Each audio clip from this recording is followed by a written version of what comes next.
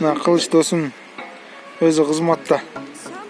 Siko dosum Azamat dosum.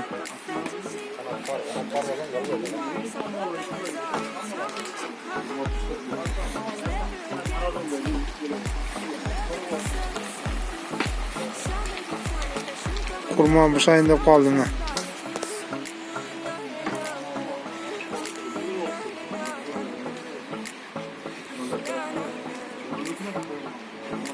Ne jorolar.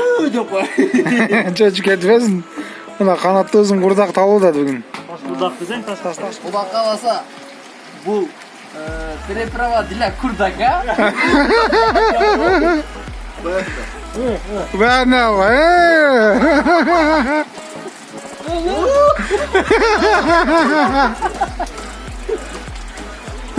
Tartma ulan kurdakta. Ulan. Ha dostum ha. Bismillah. Anlaştırıp koyun.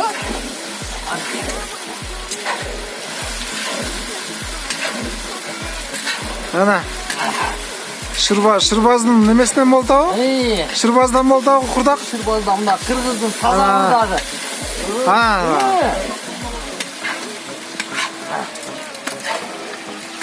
Hareket kılatalım mı? Ha dostum. Jorolar koy. Jorolarga, ayaşlarga bir Ayaşlarga. bir idiş karmatma. Ana.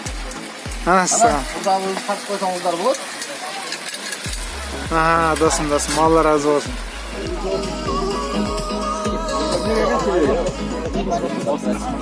Otur lan gittir.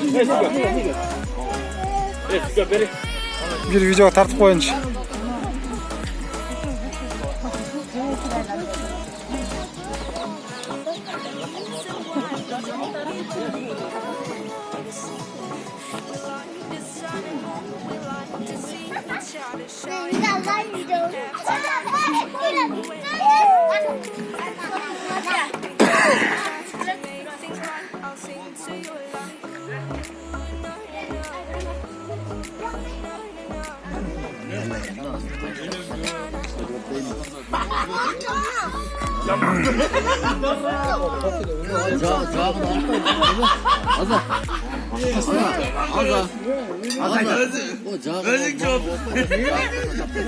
Ona vurdu da şimdi.